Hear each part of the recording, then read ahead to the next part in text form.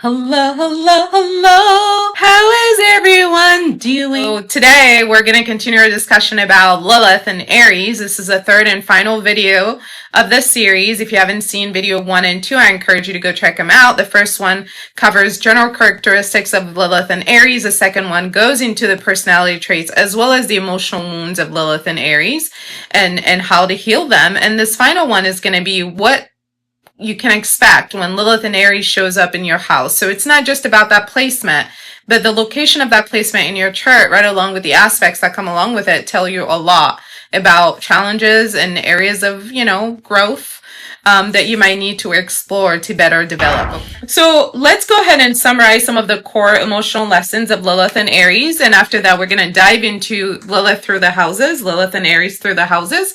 And then we'll finish it up by, I'm going to offer you some recommendations on practices that you can incorporate in your day-to-day to assist you with better managing this energy. Because this is a long conversation and I want it to be factual, I have some notes here that I'm going to be looking over time. So just bear with me. This is really for the purpose of staying focused so that I'm giving you accurate information within a set amount of time. All right, starting off with the core emotional lessons of Aries Lilith.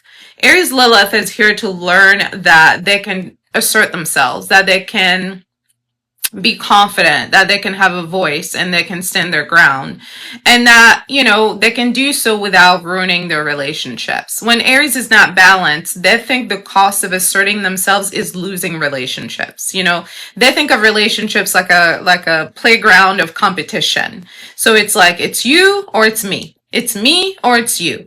They don't think relationships are a collaborative space. They think relationships are a competitive space. So if I'm winning, that means you're losing. If you're losing, that means I'm winning. As opposed to seeing relationships truly for what they are, which is a space where we come to share. I have some things that you need, you have some things that I need, and we come together and you give me some of your things and I give you some of my things and we both walk away happy. Lilith at Aries puts a huge bright light under this, under this imbalance that generally is going to exist with Aries energy at all placements. Aries is here to learn how to transform their anger, their rage, their raw, passionate energy, their defensiveness into constructive energy that actually helps them ground themselves into action. The action is to move their lives forward. The goal is for them to create the life of their dreams. They have all the energy they need to be able to do that. The issue is that they often use the energy designed to build their lives towards activities that actually destroy their lives. As you know, Aries is ruled by Mars, the planet of destruction, the planet of action, the planet of energy, the planet of war, the planet of assertion. So when Lilith and Aries is not healthy, they use the Martian energy for self-destruction as opposed to using it to destroy what's standing in the way of them manifesting their dream life. Lilith and Aries is here to integrate their fierce independence into their authentic leadership and expression. It's not about you versus them. It's about you being yourself with others. Okay? It's not about isolation. It's not about I'm going to remove myself from people because nobody gets me and nobody can vibe with me. It's about I'm going to be myself with people, being my true authentic self so that I can learn to respect my boundaries as I learn to respect theirs. Lilith and Aries individuals carry a lot of unhealed wounds around being humiliated in the past or childhood experiences where their needs were repressed or ignored or made fun of. There's a lot of shame with Lilith and Aries because there's a lot of mocking. There's a lot of mockery energy with Lilith and Aries. It's almost like people love mocking them for getting too dramatic. So in long-term relationships, what that can look like is sometimes adult Lilith and Aries will have very poor conflict management skills where their impulsiveness mixed with their passion can make conflict resolution very difficult. And what I mean by that is when there's conflict in the relationship, because Aries is naturally combative and competitive in relationships, conflict to them is an opportunity to showcase their prowess. They're looking to destroy the competition when they're in conflict with their lover, as opposed to seeing conflict as an opportunity to learn more about their weaknesses and learn more about their partner's weaknesses and figure out how to be more collaborative. Very few of them can think of conflict that way. Because they're ruled by Mars, conflict naturally makes them overly activated.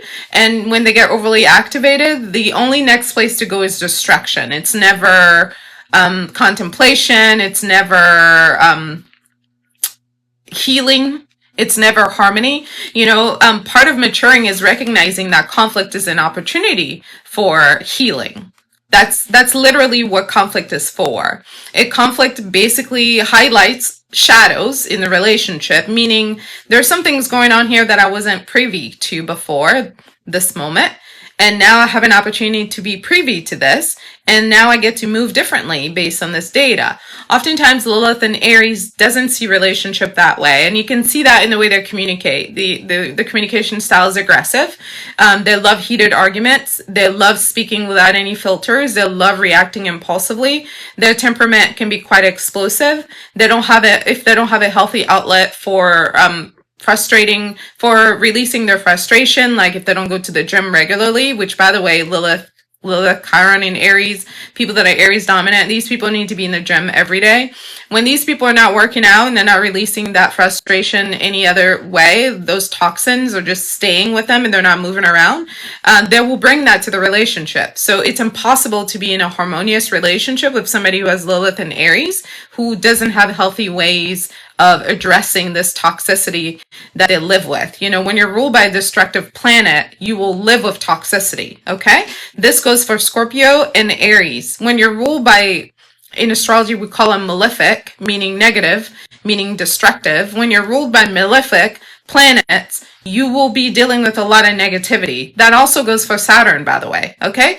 Pluto, Saturn, Mars, these three planets are not friendly planets. These are not planets that give you fun stuff. They don't give you loving, warm energy.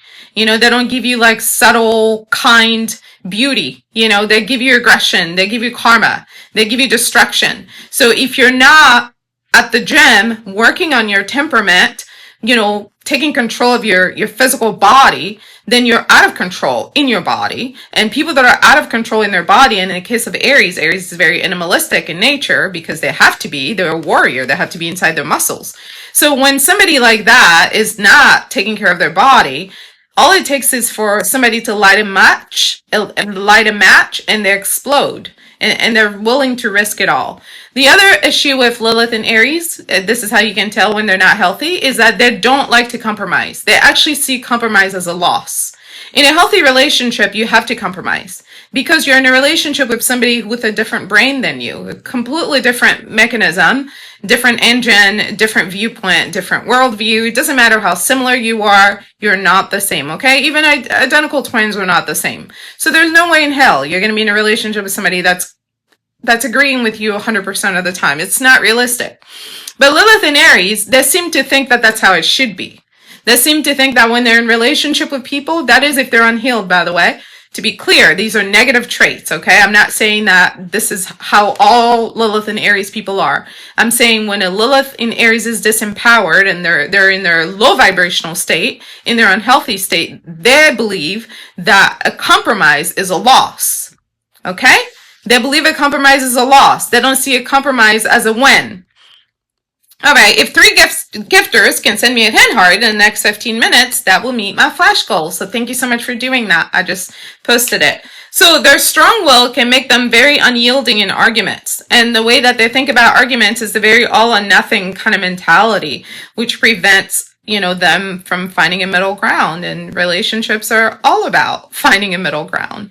All right, so that is a summary in terms of what that looks like, what it looks like in relationships when it's not healthy. So if you find yourself in a relationship with a Lilith and Aries and you're seeing them exhibit all these traits, and you already know what type of persona you're dealing with. Now let's move on to talking about Lilith and Aries in the houses. When your Lilith and Aries falls in the first house, basically what you're here to work on is owning your ability to exist without feeling like you need to defend your right to exist. And what that means is you don't have to earn power. You're already powerful. You don't have to overexert yourself. You're already powerful.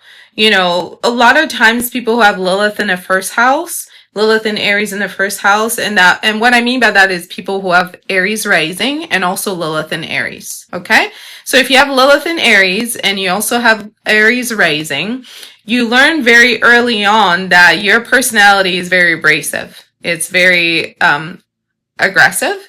It's very spicy. Okay, it can be off-putting to a lot of people that are a lot more chilled, a lot more sensitive, and a lot more careful or calculated and laid back. So these people have learned from an early age that they were too much. So in response to this message that they received that they were too much, many of them decided to become too aggressive on purpose as a way to push people away before other people get a chance to push them away. Okay? So this intentional need to create conflict or chaos in other people's lives is really a trauma response from being rejected for being too spicy, too fiery. Okay? So healing for somebody who has Lilith in the first house is about being seen without needing to impress other people or without needing to intimidate other people. People who have Lilith in the first house have this knee-jerk reaction about wanting to exert their dominance over other people. And when they finally heal this wound from childhood, they will no longer feel the need to do that. They will see relationships as a place to get along, to share, to find harmony, to find peace, not a place to find war. Something like crying in public would tell me that a Lilith in Aries has healed because they're no longer feeling ashamed of their feelings. Letting people hold you whenever you're feeling overwhelmed with life, that's another indication that they're healing or that they've healed. And doing so without flinching. Lilith in Aries first house, people need to remind themselves that they're not a threat. It's unfortunate that your family system or parental system made you believe that you were too much or that you were threatening, but you're not. You were never threatening. You're just overly confident and overly eager. You just have a lot of energy, and you also are ready to get things going. So when you mix those two together, it can look like you're trying to be destructive when really a lot of times Lilith in Aries is just trying to have fun. And it's not even so much about any negative energy, but they've gotten so used to people putting negative energy onto them that after a while they started believing this is what it is. Okay? So this is just one way to remind yourself by saying to yourself, I'm not a threat. I am a heartbeat. Okay, that's your mantra. I'm not a threat. I am a heartbeat. Okay? Lilith in the second house in Aries, you have the right to feel safe in your own worth. Lilith in the second house tends to build their safety around not depending on anyone. They never want to depend on anyone for anything, and that includes money, work, sex, self-esteem, everything. Everything they need, they want to give to themselves. But inside, they still feel lonely. They still crave tenderness. Healing for them means letting themselves receive, being willing to ask for help without labeling it as like weakness. It's important for them to rest, to let other people take care of them, to let other people feed them, to let other people do for them, to let other people support them. They really struggle with giving other people an opportunity to care for them. It's really important when you have Lilith in the second house that you don't walk away from life believing that you're the answer to every problem that you have. It's really important that you be willing to collaborate with others, because it's in that collaboration that you establish relationships and you build and develop intimacy. It's very important. One of the mantras that you can have for yourself is to remind yourself that you don't have to fight for everything. So I don't have to fight for everything. I already deserve. I don't have to fight for everything. I already deserve. Okay? Moving on to Lilith and Aries in the third house, the right to speak without being punished. A lot of these people in childhood learn that speaking the truth can end relationships. You were told that you were too loud. You were too dramatic in the way that you speak. You were too aggressive. A lot of times Lilith and Aries in a lot of times Lilith and Aries in a third house, they learn that, they needed to just be quiet. They needed to stop talking altogether in order for things to go well. So the message here for Lilith and Aries in the third house is to learn that healing means you have to speak from the wound, okay? So if there's something going on that's causing you pain, nobody's asking you to not talk about it, but there's a way to talk about it where it doesn't create more harm. So a lot of times when Lilith and Aries feels pain, their natural inclination is to want to project it outwardly so other people are feeling it too. This is something Scorpio also does. This is a very Martian way to respond to life. It's like, well, if I'm in pain, then we're all going to be in pain. If I'm hurting, then we're all going to be hurting. If my feelings are hurt, then all of our feelings are going to be hurt. When really you could recognize that their feelings are hurt and not make it worse, right? So speaking to the wound and not becoming the wound is very important. So healing means when you're speaking as the wound, you're basically making it worse, right? Because you're not separated enough from the wound to be able to talk about it. There's no perspective here. You're basically kind of scratching away at an unhealed wound just to make it worse. Now, when you're speaking from the wound, there's a desire here to there's enough separation, right, to be able to recognize that there's a woundedness here, as opposed to being the wound. We can say this is the wound, so there's separation. And when we create that separation, we can be a bit more objective with being able to analyze what's happening over there and then speak about it from that perspective, which is a little bit of emotional detachment, right? So your words can be gentle if you choose them carefully. You don't have to win every argument to be heard. Relationships are not about winning or losing. They're about collaborating. They're about working together. They're about finding a middle ground. And Lilith and Aries people have to learn to not suppress their voice or to not use their voice as a weapon. Moving on to Lilith and Aries in the fourth house. This is a house of Cancer. You have the right to feel safe in your home.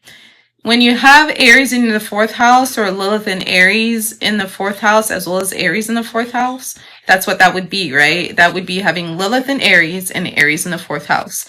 When you have this placement, your home life never felt safe. Home never felt like a safe place for you. It felt more like a war zone, or like you were somebody that was caught, like in captivity, like you lost a war, so now you were imprisoned. So it's either a prison or it's a war zone. But it's definitely not a place where you could be yourself. So for a lot of people who have Aries in the fourth house, they learn to build walls around themselves to get through life, because that's what they had to do when they were little. And for you, healing will be becoming more soft, returning to your initial softness before you had to protect yourself from your home life. The walls that you've built, they keep you safe, but they can sometimes keep you codependent, and they can also sometimes keep you in isolation, right? Because you were not properly socialized. So to you, socialization or intimacy in relationship is something that's scary. So when you meet people that you like, you put all of your eggs in that one basket, because the idea of socialization is scary in general. And then it's either that, or you don't even try to meet people that you like because you don't really like interacting with other people. For you, healing looks like letting your home, your body, your heart feel like a place that you don't have to keep watching, a place that you don't have to be anxious about. It's about learning how to feel safe and how to rest in your body, in your mind, in your heart, in your soul, and in your physical home. So a lot of the healing work for Aries in fourth house is around being very mindful of the energies they bring to their home, relationships they bring to their home, the decor they keep in their home, the entertainment, the music, the conversations, the tones. Basically it's about creating serenity in your home environment, bringing more beauty, more art, and more peace. For Lilith in the fifth house, is having the right to shine, reclaiming your right to shine without shame. People who grew up with Lilith in the 5th house felt like they wanted too much from their family. They were too loud. They were too bold. They were too too theatrical. They were too entertaining. They were too funny. This is Leo energy. They were too fun. You know, they were too happy-go-lucky. They were too much. Oftentimes, people who have Lilith and Aries in the 5th house, they were made to feel like their performances were stupid. Their art, their creativity was stupid. Like they didn't, you know, the people they grew up with didn't appreciate joy. You know, some people grew up in homes that did not appreciate joy. Somebody said, oh, please do me. I love the reactions when people look at my chart. Thank you so much for following. I hope that this doesn't mean I don't know what this means about your chart, but if you want me to read your chart, I certainly can. You can head over to intuitivehealing.com and schedule a session, and I'll be happy to do that. All right, so moving on to the 5th house. So people who have Aries or Lilith and Aries in the 5th house, you're here to embrace your passion, to embrace your performance, to embrace your art, to embrace your right to play. That's the other thing with this placement, is these people weren't given they were not given the opportunity to be playful and to play when they were children, which is when you were owed the opportunity to play. Children discover the world through play. So when you deny children the right to play, you're basically disconnecting them from their childhood, okay? So Lilith in the 5th house is here to reclaim their joy. So let yourself play again. The mantra for this placement is, my joy doesn't need an audience. So even if nobody claps, even if nobody likes it, even if nobody's there for it, even if nobody celebrates it, it doesn't matter, because it was never about their pleasure. It was always about yours. So do what you need to do to feel good about who you are. Whatever art you want to put out in the world, make that your responsibility. Enjoy that. You know, you have the right to give yourself pleasure, whether other people agree to it or not. It's not about them. Who cares what they think? It's not their lives, it's yours. So you get to decide what you like in your life, and you get to go live it, okay? Lilith in Aries in the 6th house, you have the right to work without losing yourself. Oftentimes these people were little workhorses in their houses. Like they were basically mini workers. They were loaded with responsibilities, and as a result, they've learned that this is how you treat yourself, like a slave. You know, they've had to push through their body, push through their mind, basically had to take on very heavy responsibilities at a very young age. And they've learned to work through burnouts as a result. And these people will kill themselves behind work before asking for help. Healing for you means making peace with the fact that you're only one person, you can't do it all, and sometimes the work that you do isn't perfect. And that's okay, because it was never about perfection. And honestly, you should have never been loaded with so many responsibilities at a young age. You know, it's not your fault that adults were giving you adult responsibilities at a young age. What you're here to work on is resting, okay? If you have Lilith and Aries in the 6th house, your relationship with rest tells me everything I need to know about where you are with your energy, whether you're healing it or whether it's low or high vibrational. Because Lilith and Aries in 6th house, who does not know how to relax, who does not go on vacation, who does not know how to rest, is not healthy. Because Virgo energy is truly about balance before we even get to Libra, okay? You're not here to work until you die. You know, you're not here to destroy yourself for the sake of work. Moving on to the 7th house, which is the house ruled by Libra, this is about reclaiming the right to be loved while still being free. People who have Lilith and Aries in the 7th house are afraid of relationships. They fear that they will lose themselves if they get into a relationship. So they tend to attract people who play with their emotions, because those people know that they feel insecure about partnership. So they will attract toxic people who play with their emotions over and over and over again because of their issues of closeness. Healing for this placement means staying when things get intimate. So usually these people, as soon as intimacy starts to develop in the relationship, they get freaked out and they run. Okay? Love doesn't have to be about conquering. Love isn't about dominating. Love isn't about surrendering. Love is not a war zone. You know, love is about sharing. Love can just be. It doesn't have to be about a battle. You know, again, Lilith and Aries, because the seventh house is about partnership, if they have not healed, they think partnership is about who's on top and who's on the bottom, who's a winner and who's a loser. So they approach relationships that way. So when they feel themselves getting too open in relationships, too vulnerable, they get freaked out and then they run away because they're afraid they're going to be taken advantage of if they're too open. The mantra for this placement is, I can keep my fire and still let you touch me. Okay? I can keep my fire and still let you touch me. Just because you're sharing energy with somebody doesn't mean that you are becoming weak.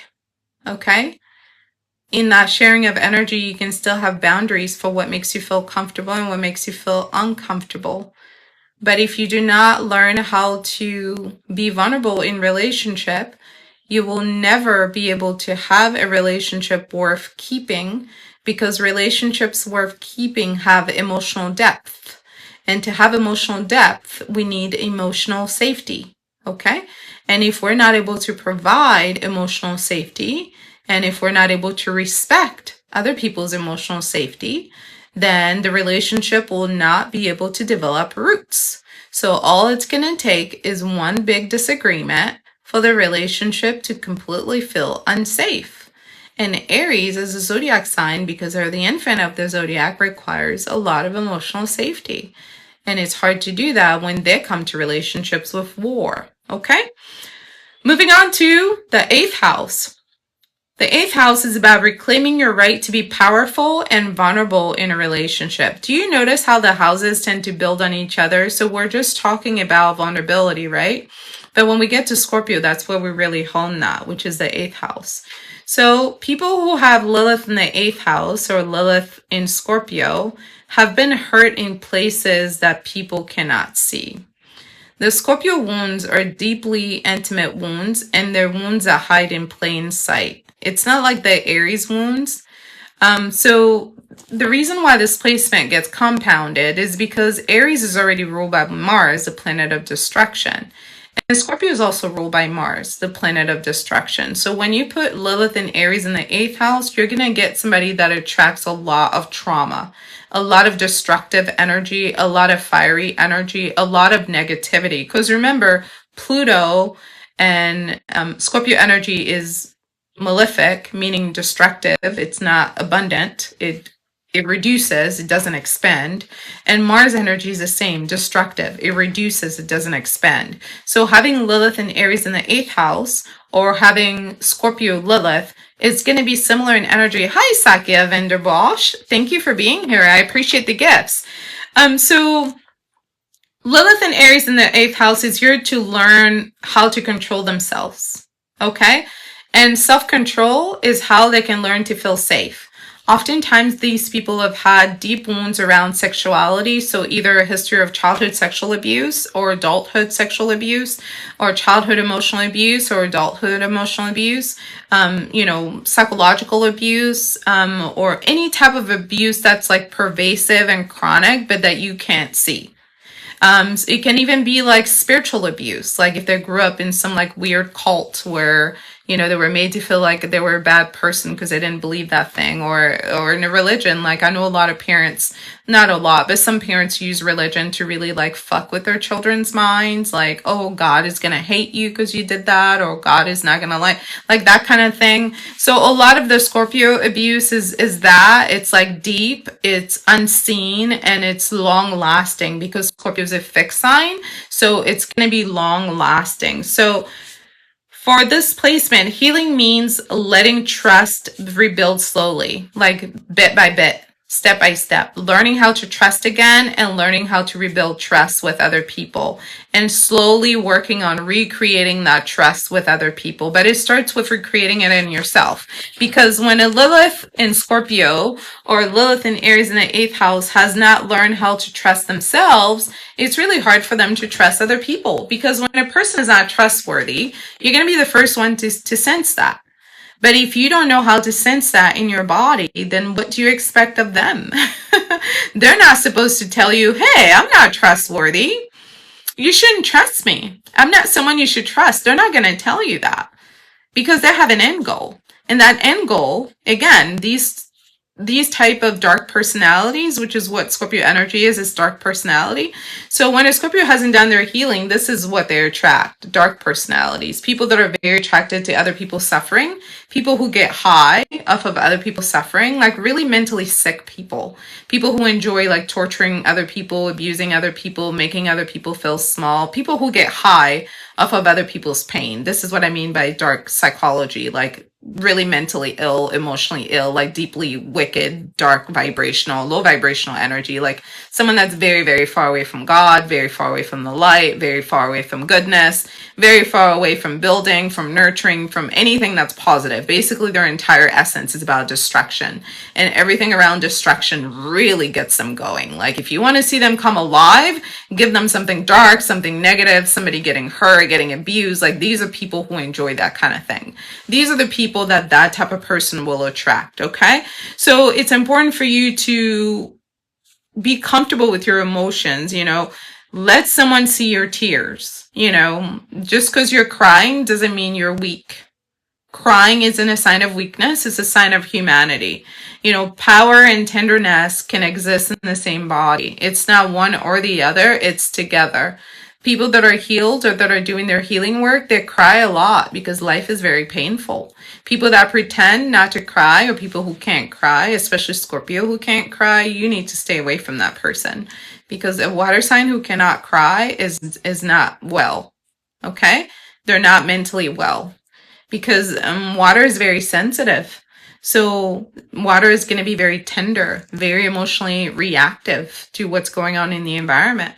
So when water is not comfortable with vulnerability and sensitivity, they're not going to be healthy.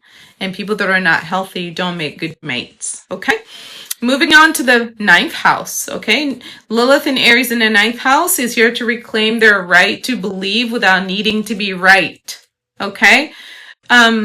These people are always looking for meaning in places that make other people feel uncomfortable. These people are very comfortable talking about taboos. They're very comfortable thinking outside the box. They're very comfortable with philosophy. They're very comfortable expanding beyond the limits of what they inherently know. Healing for them means sitting quietly with mystery. It's not about having the right answer. It's not about knowing the right thing 100%. It's about letting it be. It's not about claiming it. It's not about conquering it. It's about recognizing its existence. You don't need a doctrine. You don't need a church. You don't need a label. You don't need a religion. You don't need to belong to something. You don't need a box. You just need to wonder. This placement is merely here to ask the questions. Ask the deeper questions. You don't need to have the answers, but you need to be engaged in the speculative work of examining what you think you understand. Like, why do I believe this? What did I believe before? Is it possible for me to believe in this and that at the same time?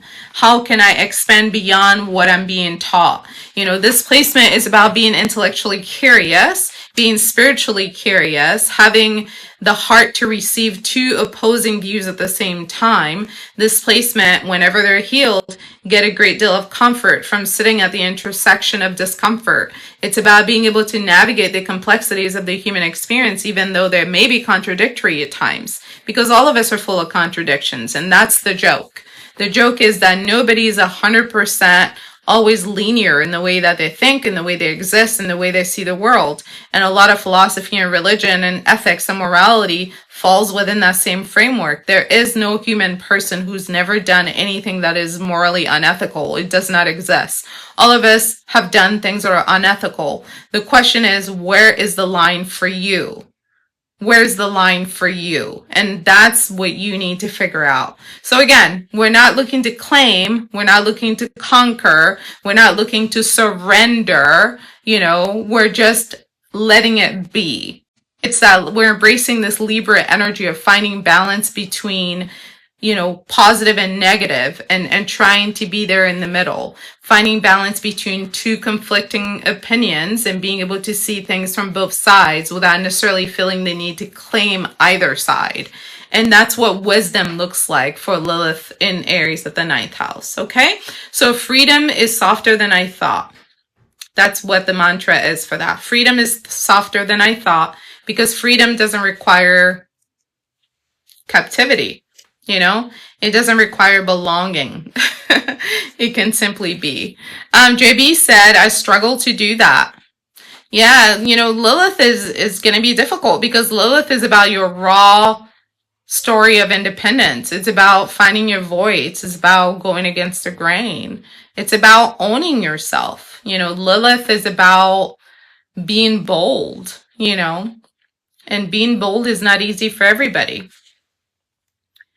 Okay, moving on to the 10th house. Lilith and Aries in the 10th house, reclaiming your right to be seen without performing strength.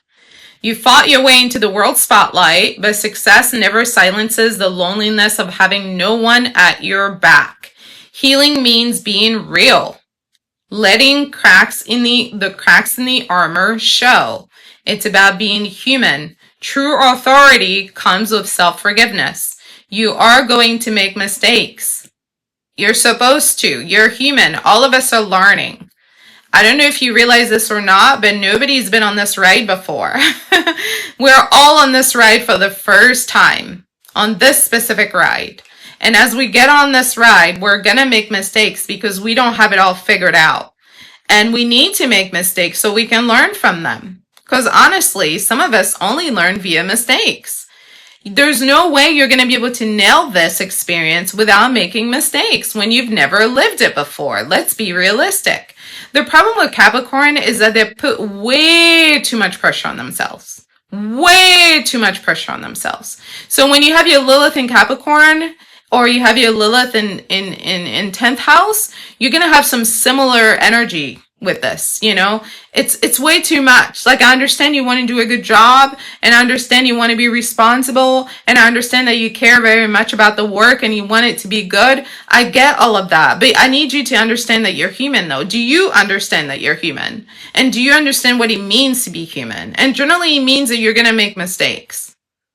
Yes, it does, for everybody, and you're not immune from that. So for you, this desire that you have to always look like you're in control, like you're the authority in what's going on, and you've got it all together. When you have your Lilith and Aries in the 10th house, you're supposed to soften that, because sometimes that authority belongs to other people who know more, who know better. And yes, there are people on this earth, Capricorn, who know better than you, because they have more education than you in that area, they've done more research than you in that area, or they have more life experience than you in that area, okay? JB said, everyone I speak to tells me to give myself grace, but I don't know how. Yeah, so a lot of times, it's going to come down to understanding why you don't. So start with that. Not just, I don't know how, but why don't you give yourself grace? Who told you that you didn't deserve grace? That's what you need to start with. And if I'm willing to bet, it goes back to childhood. Somebody didn't give you grace in childhood. So then you learn that that was the way to exist. So it continued. The mantra for the 10th house is, I can lead without pretending that I'm unbreakable. I can lead without pretending that I am unbreakable. Because you are breakable. And when Capricorn breaks, it's not a pretty sight, because it's too rigid. You know that expression by Ani DeFranco, what doesn't bend breaks? What doesn't bend breaks. So if something doesn't bend, it has no choice but to break, because the pressure is unavoidable. Because life is full of pressure for all of us, and it truly never ends. It's not like you're going to wake up tomorrow and life is not going to have problems and nothing is going to come out of left field to throw you upside down. That's not how life is. As long as you're here on this earth, there will always be problems. Always. It's not about whether or not there will be pressure, but it's about what are you willing to do to respond to the pressure. And a healthy mind is an open mind. A healthy mind is a flexible mind. A healthy mind is a mind that can think outside the box, that can look at things from a different perspective, that can recognize when they made a mistake and try another way.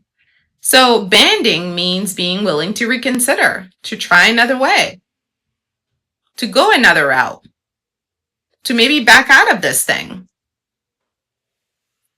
But those who do not want to band inevitably will break because the pressure doesn't end. It's just like you're going to go like this and ride the wave, which is what water does, or you're going to be firm and rigid and break. Because all it takes is a power that's stronger than yours and you're out of the game, okay? So being a leader doesn't mean you don't break. Being a leader doesn't mean you don't have feelings. It means you're human. And in fact, I would argue that people respect leadership more when it's authentic. And authentic leadership is rooted in emotional sensitivity, in vulnerability, in care. A good leader cares about their people because they're sensitive, like Capricorn. But oftentimes when Capricorn is not healthy, they hide their sensitivity because they think it makes them look stronger, when really it makes them look scary and not as trustworthy because people fear them. All right? Moving on to Lilith and Aries in the 11th house. This is about reclaiming your right to belong without disappearing. You've stood outside the crowd because blending in felt like death. But the exile hurts, doesn't it? Healing means letting people love you for your strangeness and loving them for their strangeness. The mantra is, I can stand out and still stand with others. Lilith in 11th house, Aries, is afraid that when they join friend groups or any type of group, social groups, that they're going to lose their identity, that people will pressure them to conform, that people will ask them to change their belief system, people will ask them to change who they are, people will ask them to behave differently than how they really are, and they don't want to be anything other than who they are. So oftentimes, they get very anxious about groups for this reason. So it's either people put them on a pedestal where people want them to lead, right? But then oftentimes the flip side of that is people want them to be a leader who's truly a follower. And what I mean by that is they'll put you in a leadership role, but they want your opinions and your views to reflect theirs. But they'll put you there so you can lead. But turns out they didn't actually want you to have your own opinions and your own views. They didn't want you to be too different from them. They put you there because they wanted you to echo their views and their beliefs and their feelings. Are you understanding what I'm saying? When you have Lilith in your 11th house, this often happens with you. Because Lilith in the 11th house is about the wound of being in a group setting.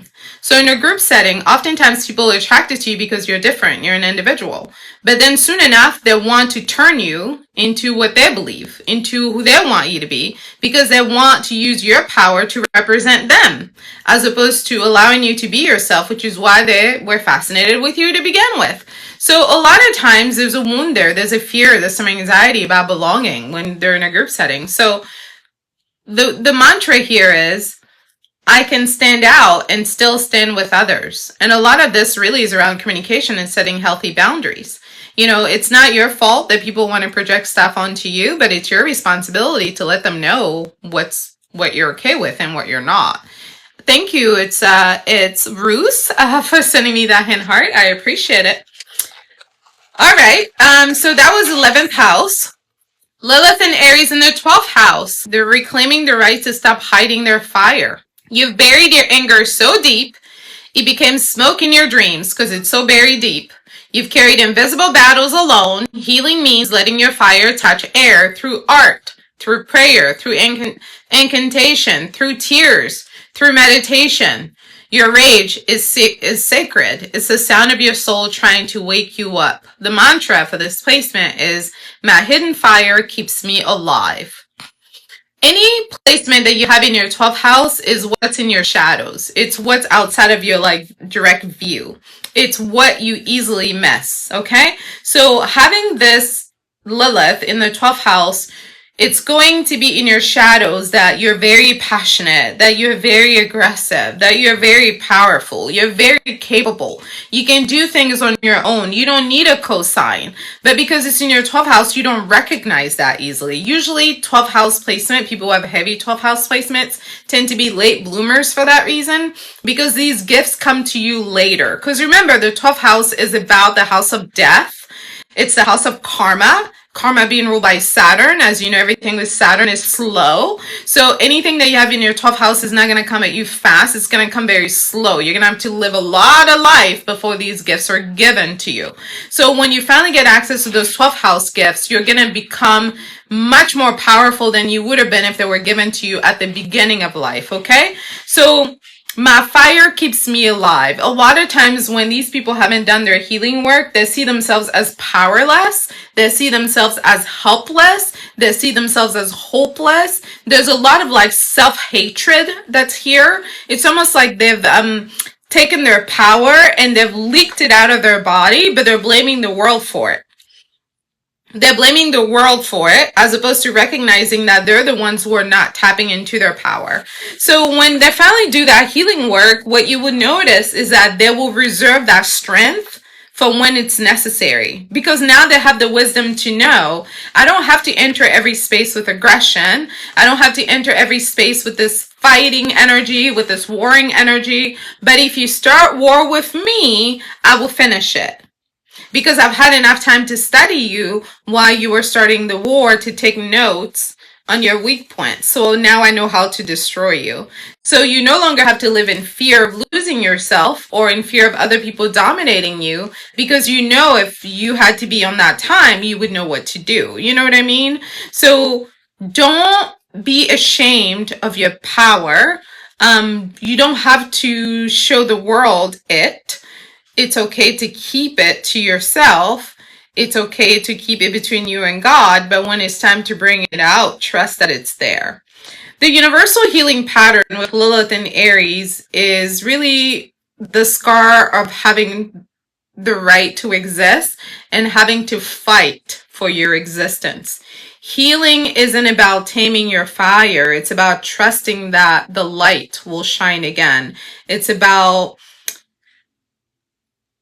believing in yourself. It's about realizing that not everybody is trying to undermine you. Not everybody wants to take away your freedom. Not everybody is trying to compete with you. Not everybody is trying to take you down. Not everybody is trying to harm you. Not everybody is trying to fight you. Not everybody is trying to argue with you. A person whose Lilith and Aries is unhealed, they think everybody's out to get them. So they're going to get them first. Scorpio is also this way when they're unhealed. They think everybody's out to get them, so they're going to get them first. And sometimes the war that you think is coming from other people is really coming from you. Sometimes you're at war with yourself, but you don't even realize it. And you think the world is at war with you, when truly you are at war with yourself. And what you need to do is focus on bringing peace and healing back to yourself so you can enter relationships with peace and healing. But you're so at war with yourself that when you meet other people, all you can offer is war. And not everybody wants to be at war with you. And that's why you don't keep relationships. That's why it's hard for you to keep relationships in your life, because the only energy that you want to bring people is competition. Not all of us are into that. Some of us just want to relax. We don't want to compete. We just want to have a good time. Sometimes Lilith and Aries, and this goes for Lilith and Scorpio as well, needs to learn that the war is over. Childhood is over. The war is over. Now you're an adult. Now you're an adult. Now you get to choose what kind of life you want to have. Now you get to live. And if you hated your childhood, why do you keep reliving it? When you can make some new choices, why not invite some new behaviors that will bring you more peace so you can enjoy your life more? Right? The war is over. You're not there anymore. You're here now. It's 2025. It's 2025. You don't have to fight everybody anymore. Okay? Now, we're going to wrap it up with this. 10 steps to work with Lilith and Aries. If you're truly trying to develop yourself emotionally and you're trying to grow emotionally and develop some emotional resilience and emotional intelligence, if you have this placement, here are some things that you can do. Number one, claim your fire safely. And what that will look like is journaling daily about strong emotions like rage, anger, frustration, passion, desire, lust, jealousy, competition. Name them without judgment. Okay? Exercise is another great way to release toxicity in the bodies, whether it's martial arts, it's dancing, it's weightlifting, any type of physical release is going to be a very good way to process your fire. Number two, practice conscious assertion. Conscious assertion is about expressing yourself without being defensive. And we do that by using I statements. I feel frustrated. I feel annoyed. I feel betrayed. I feel ignored. Okay? Instead of you did that. You did that. A lot of emotionally immature people, when they're in a conversation with their lover about things that are not going well, or if it's business or family, they love being on the offensive. Everything is you. You did, you that, you this, you that. I is more empowering because I gives you the chance to express yourself. I need, I want, I feel. Okay? So let's practice that. Role playing is another way to really rehearse how to have conversations in a calm and confident manner. It's possible for you to learn how to assert yourself without burning bridges. And that's really the main thing with Aries. Lilith is just because you assert yourself doesn't mean you have to burn that bridge. Doesn't mean you have to end the relationship. It's possible to set that boundary, express yourself with your I statement without ruining the whole thing, okay? Moving on to number three, embracing vulnerability. What that looks like is sharing an authentic feeling. One practice you could have is to share an authentic feeling every day with somebody that you consider a safe person. Or you could write a private letter to your younger self, acknowledging your courage, acknowledging your pain. And this again is to bring you back to the I statement. Instead of reacting out of our pain, we're owning our pain. Okay? Number four, transforming your anger into action.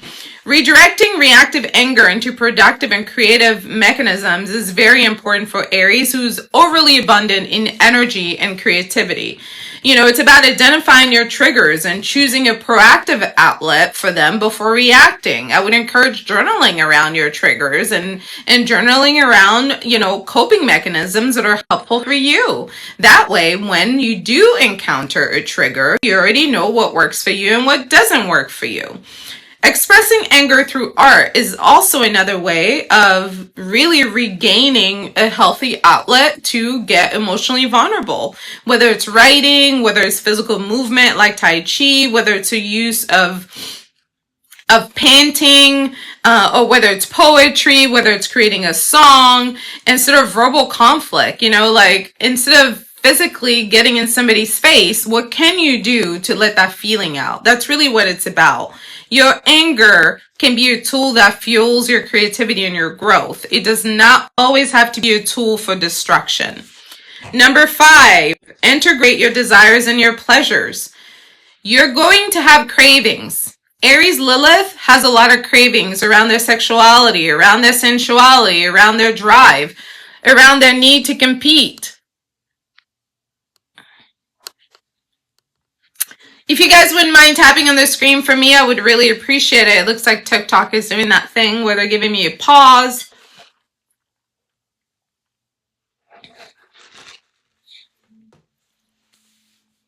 Thank you so much. If you guys wouldn't mind helping out with tapping on the screen, I would really appreciate it.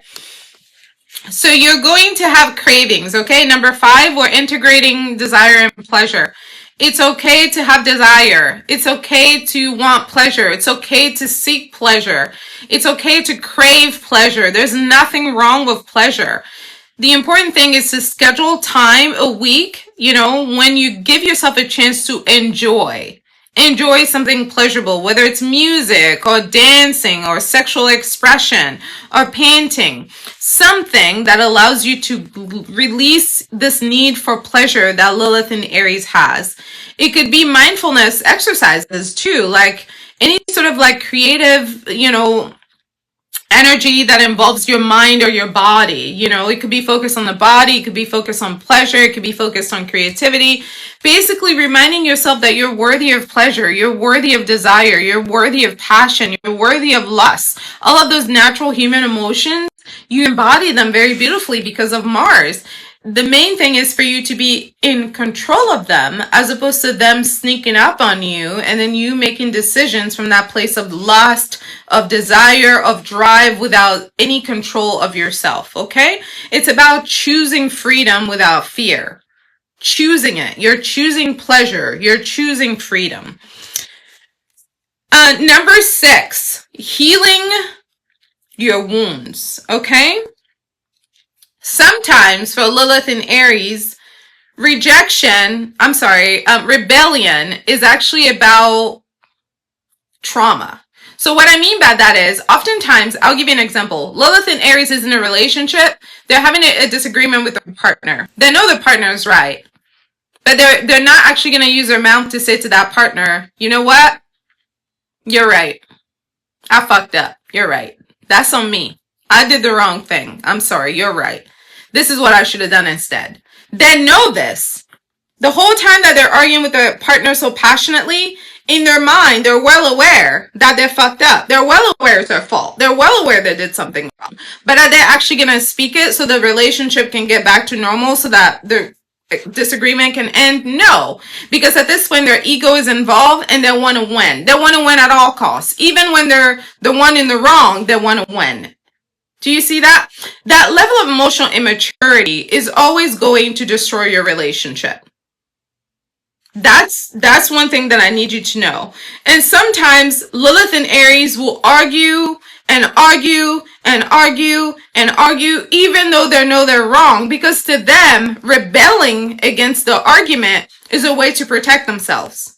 The rebellion is the protection, but really it's a trauma response. Because when they were little, when they did something wrong, the punishment that they got maybe didn't fit the crime. So now this idea of doing something wrong is frightening for them.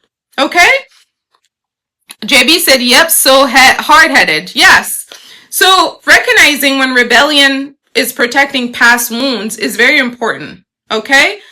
Rather than expressing your authentic will. It's important for you to reflect on moments when being defiant felt like a compulsive thing that you were doing as opposed to being purposeful. There are times when you need to be defiant and there are times when you're going to choose to be defiant. Because as a Lilith in Aries, you're going to be invited into spaces where you're there to spearhead a new way, a new idea, a new way of thinking, a new way of being, a new way of existing, something different. There's something about you that's so unique and that's so creative that you're often invited into these spaces to spearhead something new. So there are times when that defiance, that rebellion is going to be necessary to move the project forward, even when people don't see the vision fully. However, there are going to be times when you use that for the wrong reason, this energy, when it's really being fueled by ego and insecurity.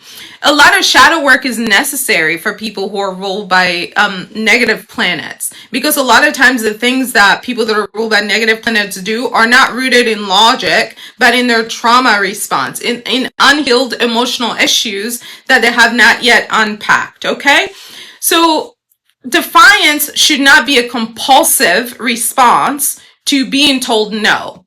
When your partner tells you no, that doesn't mean it's an invitation for war. Okay? When somebody says, I don't like your idea, that doesn't mean it's an invitation for war. When somebody says, I don't want to do this, that doesn't mean do more of it. Okay? No sometimes means you need to take a step back and see if you can reformulate that thing and approach them again. Oftentimes, Lilith and Aries will dig their heels in as an act of rebellion, when really they need to be using this as an opportunity to pivot and see how to still get their way while maintaining that relationship. JB said, Aries, I see friction as positive and negative action. Yes. So Another tool that I think is very helpful, as I mentioned, shadow work, is for Lilith in Aries, as well as Lilith in Scorpio, to reflect on, when did I act in defiance out of fear? Because oftentimes when they're doing that, it's because they're scared. When they're being inflexible, when they're being hard-headed, they don't want to hear another perspective, they don't want to hear no, they're stuck in their way, it's because they're scared. But they don't know how to say that. So then they act it out like a child, okay? And that's when they run into issues in relationship, because when they start acting like children, the other adult that's across from them doesn't know how to receive that. Because one minute I was talking to an adult and we're having a nice adult conversation, but now I'm talking to a 2-year-old who's having an emotional tantrum. And I'm a 40-year-old now looking at a 2-year-old, and I don't know what to do with this information. What am I supposed to do here? Am I supposed to be nurturing them? You know what I mean? So oftentimes that's what it's like to be in a relationship with Lilith and Aries, Lilith and Scorpio, is when they get triggered, they revert back to their emotional wounds that are unhealed, their trauma response, and a lot of times that fire, that control, that dominance is really in response to that. And it's important for them to work on reflecting on themselves. Like, why did I do that? What made me do that? What was I trying to accomplish when I did that? What was I feeling when I did that? These kinds of questions help them understand why they're being so rigid, okay? Number 7, cultivating patience and strategic action. One of the Aries personality traits that's frustrating for them and everyone who deals with them is their lack of patience. Aries is one of the least patient human beings on earth. When you put that at the Lilith, even more so. It makes sense. Aries is the infant of the zodiac. You can't ask an infant to be patient. They don't even know what that means. But that impulsivity can create issues. So one practice is to pause before acting, especially when your feelings are intense. You can count your breaths, okay? You can take a walk before responding. You can do some deep breathing exercises. You can withdraw. Whenever your feelings get fired up and you get activated, instead of attack, you could do the opposite, which is pull back. Pull back so the energy can mellow out, so the oxygen can get back to the brain. Because when we get angry, do you know this? That there's limited amount of oxygen that comes to the brain when we get angry? Which tells you that when we're angry, we're not thinking our best, because this is not functioning. But this is the motor. This is what tells us what's going on. So when we're angry and this is not fully functioning, is that really the best time to make a decision? I don't think so. I think we need to first calm this down by bringing some oxygen back here, because oxygen gets restricted when anger gets activated. And then once this is calm, and this is calm, then we can think about what happened and then make a decision and act on the decision, okay? So avoid making decisions when you're heated and avoid taking actions when you're heated. That's one practice that can help you with cultivating patience, okay? Another thing is goal setting. It's okay to let go of what your ego wants to do for the sake of the bigger picture. Sometimes the bigger picture is more valuable than what the ego wants right now. The ego is bruised right now. It wants to argue back. It wants to fight back. It wants to be disrespectful. It wants to cuss people out and end the relationship right now. But the bigger picture is that this relationship might actually help me down the line for something bigger than this moment. So I'm going to stay in this moment with this discomfort that I feel for the sake of the bigger picture. This is what we call strategic vision. Capricorn excels at strategic vision, because Capricorn is the oldest of the leaders. Aries has no strategic vision. Everything Aries does is in the moment, right now, let's do it. I'm either feeling it or I'm not feeling it. Aries doesn't have foresight into, could I be feeling it 2 years from now? Could I be feeling it 5 years from now? What about 10 years from now? How can I use this to my advantage? This is how Capricorn thinks. This is not what I want, but how can I use this to my advantage? Capricorn is strategic for this reason. You know, that idea of strategy gets introduced at Libra, because at Libra, we start to weigh things out. Everything has good and bad in it. There's nothing that's 100% good, nothing that's 100% bad. So wisdom looks like cultivating the path forward, regardless of whether it's good or it's bad. Because you're going to get both energies at all times. But you can't destroy everything you've been working on because one thing isn't going the way you want. That's not wisdom.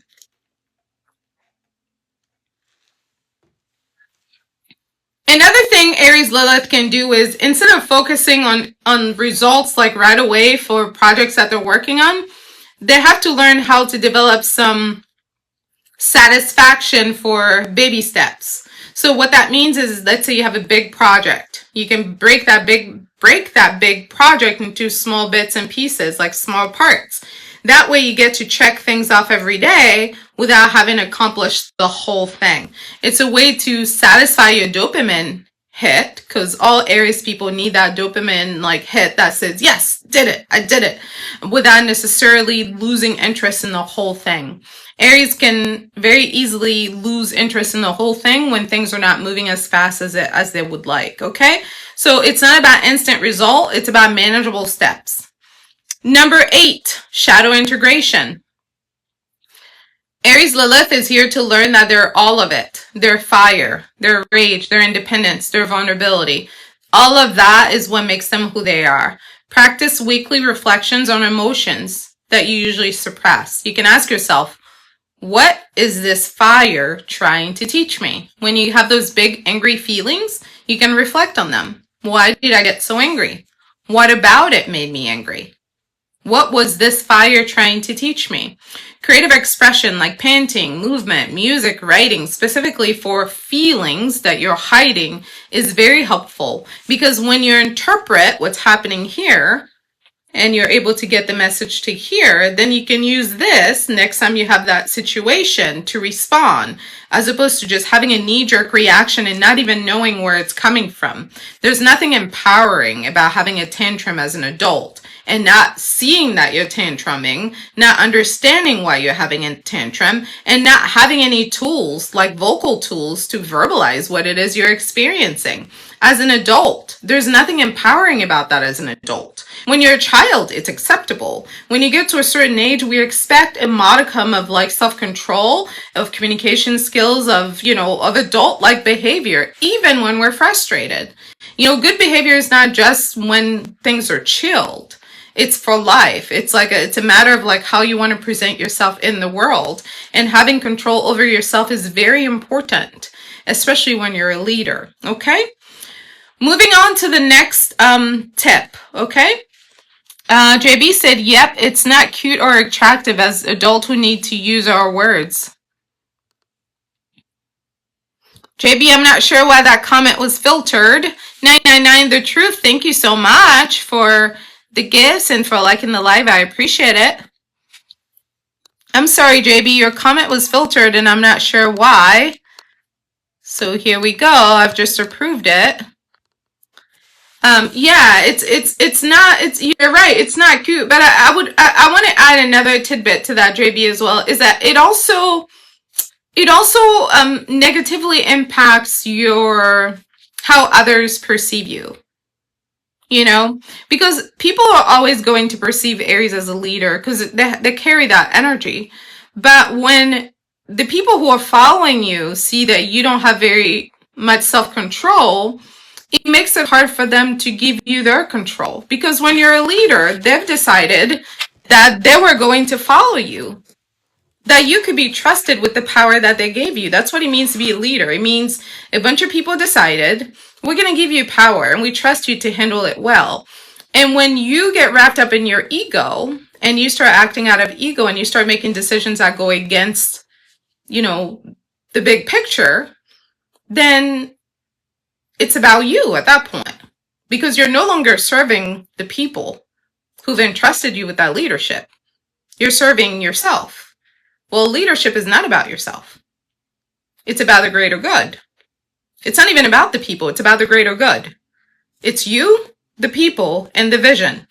Leadership is about the vision. Capricorn knows leadership is about the vision. Libra knows leadership is about the people, doing right by the people. Cancer knows leadership is about making the emotions of the people feel good. And Aries knows leadership requires yourself. When you're willing to destroy the bond that you have with the people for the sake of protecting your ego, then it's not about them. It's not about you. It's not about the greater good. It's about your wounds. It's about your unhealed emotional wounds. So now your unhealed emotional wounds are in charge when you were entrusted for a much bigger project. So it's really important to keep that strategic vision, not because it doesn't make you look good, but it makes you lose trust. It makes other people lose safety because now people don't feel safe when the leader is chaotic. It makes other people lose safety. And then it makes the other people that were trusting on you like question their decision-making skills because they thought you could handle this, but you're acting like you can't. So someone said Lilith in the 10th house in Pisces. With that Lilith in Capricorn and Pisces, Venus is in there too.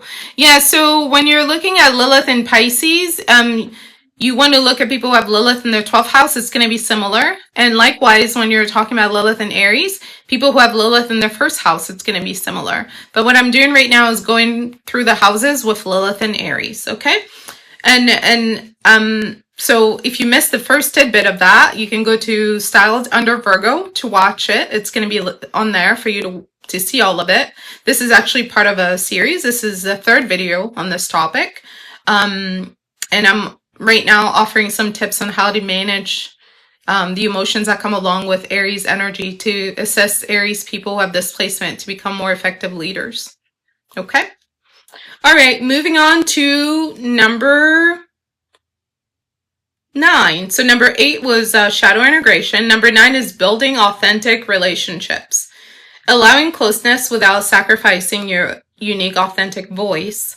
Communicating your needs clearly is important in relationships. Allowing space for mutual growth is important.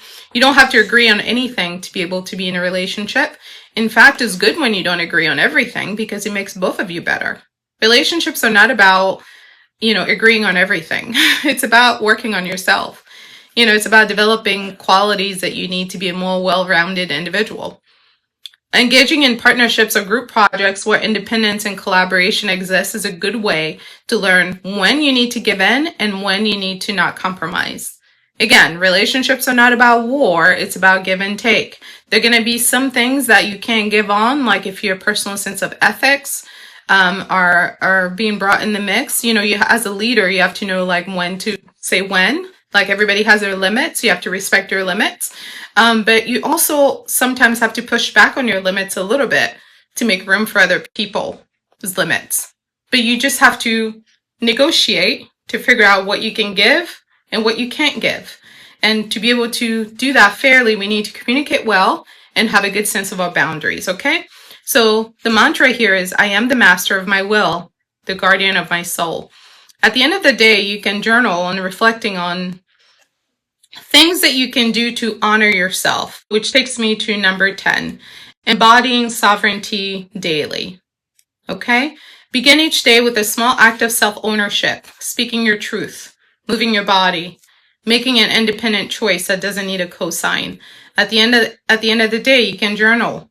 Where did I honor my fire? Where did I surrender unnecessarily? Where should I have pushed back? Leadership is about making those kinds of decisions independently, okay? There are going to be times when we need to coexist, and there are going to be times when we need to be independent. And the more time you spend analyzing that balance between Libra energy, which is coexisting, and Aries energy, which is being independent, the more time you spend reflecting on how your day-to-day decisions are showcasing your ability to collaborate and your ability to pull away, the better of a leader you're going to become, because a huge part of leadership is having an authentic voice, but it is also being able to collaborate with other people, yes, even when you disagree with them, because it was never about you and more about the partnership, okay? One thing that I'm grateful for is that when I worked as a therapist, I got to work with all sorts of people who believed all sorts of things from our parts of the world. So the work that I did with them was never about me, because who am I to tell them that who they are is fundamentally wrong? But I can educate them on certain topics if they don't understand them clearly. But I can't say, oh, because you don't believe the same way that I believe, that means I can't work with you. Because that's unethical. It's unethical. And more importantly, it doesn't help either of us develop. You know, when you go into a relationship looking for people to agree with you 100%, you're not going there to develop yourself. Relationships are places where you develop yourself. So you're supposed to want to go into a relationship with people who don't agree with you, because that's how you develop your character. That's how you expand your mindset. And that's very important for us to be able to live peacefully together. Okay? So let's go ahead and summarize. The goal with Lilith and Aries is to not suppress your feelings, but to channel your fire in a conscious manner. You want to transform your impulsive anger into assertive action, raw desire into creativity or emotional fulfillment, and your independence into empowered connection. It's important for you to practice meditation, focus on the solar plexus and the root chakra to ground your fiery energy. Breath work for impulsive regulation and emotional clarity is also helpful. You can also try therapy or coaching to explore childhood repression of autonomy, which is where a lot of this anger is being fueled from. And lastly, shadow journaling. It's important to check in daily with yourself in moments of defiance, moments when you feel yourself being rebellious, being argumentative. Where is that coming from? Why am I reacting this way? Is it a fear? Is it a desire? Is it a fear of vulnerability? What is it? It's important for you to spend time examining these parts of you and integrating these steps into this kind of raw primal energy that you carry. If you're willing to do that hard labor, you're going to become someone who is extremely courageous, extremely authentic, and extremely emotionally resilient. And those qualities will earn you a lot of respect both from yourself and others. Okay? What questions do you have for me about Lilith and Aries? This is the very last video on this topic. I will take one question before I wrap up. I love Aries energy. It's the most innocent out of all the energies in the zodiac. Is it a handful? Yes, absolutely. But unlike the other energies, it's not conniving. I'm not saying they're not naughty. I'm saying they're not evil. You know, there's some other energies out there that are more evil, that are more like, ha, ha, ha, ha, ha. You know, Aries energy is not that way. Everything they do is very much so in the moment. It's like they felt that way. That's why they did it. There wasn't a 10-step down the line like plan. There was no chess moves here. It's all like checkers. It's all pop, pop, pop, pop, pop, pop, pop, pop, pop. You know, like Capricorn is chess and Aries is checkers all day. You know, I think there's something like heartwarming about that innocence. Like they're very like innocent. They're very trusting. They're very in the moment. It's very raw. It's like full of like will and might. You know, it's adorable. It really is destructive, yes, but adorable nonetheless. JB said it's because they're very direct. They're direct babies, especially when they want to be forgiven. Yes. Aries is definitely very direct. And I love that because, you know, a lot of zodiac signs are not as confident with owning their feelings. They're not as direct with owning their thoughts, owning their voice. Aries has no problems with any of that. And God bless them for that. You know, it's really rare. Aries is actually one of the most rare zodiac signs. So that's why a lot of people don't understand them, because most people are not as confident and most people are not as open. You know, most people are too ashamed to admit when they felt something, you know, something that made them feel bad. You know, Aries, when they feel something that makes them feel bad, you're going to know right away, like immediately. So 999 The Truth is asking, what's the shadow side of Aries? Pretty much everything that I just mentioned. You know, a lot of fears around how to use their power because they don't trust their ability to control it. So they're either going to suppress it or they're going to overextend it. And overextending it is about entering war and competition. You know, thinking everything is a competition and everything is a debate and everything needs to be won. Either that or they completely erase themselves from the situation, you know. But they're actually here to use their might and their will to have their way, but do so in a way that preserves relationships, which is where the collaboration comes in. Aries is not a very good collaborator. It is the most selfish zodiac sign in all of astrology. And selfish doesn't necessarily mean bad. This is who they have to become. This is who they are. That's who they have to become to survive in this world. Okay? All right, so that was a very beautiful question. Thanks, guys, for hanging out with me. I'll look forward to connecting with you next week. We're going to be talking about Lilith and Taurus. So if you have any Lilith and Taurus friends, feel free to invite them to the live. And I'm going to have this up for you on Styled Under Virgo. You can go and check it out on YouTube. And I want to remind you that I have several YouTube channels. There's also Styled Under Libra, where I talk specifically about love. Of course, Intuitive Healing is for my main Astrology 101 channel, and you can check out your horoscopes at the Aquarius Podcast. You can listen to your podcast on Spotify at the Aquarius Podcast as well. If you wish to schedule a reading with me, intuitivehealing.com, you can go and do that directly on there. You can book your time, and I will see you face to face. And for your daily horoscopes, you can head over to Patreon. Patreon.com at Intuitive Healing, where I offer you daily mantras to reflect on based on the moon transits. Okay? All right. I'll look forward to connecting with you next week. Have a good rest of your day. Au revoir. You can book your astrology reading at intuitivehealing.com. You can also watch videos at Intuitive Healing here on YouTube for Astrology 101 content. Listen to the Aquarius podcast on Spotify, as well as here on YouTube for your horoscope. If you're interested in astrology and love connections, you can visit at Styled Under Libra. And of course, for health and wellness and holistic healing, visit at Styled Under Virgo for all of your astrology content. Thanks so much for watching.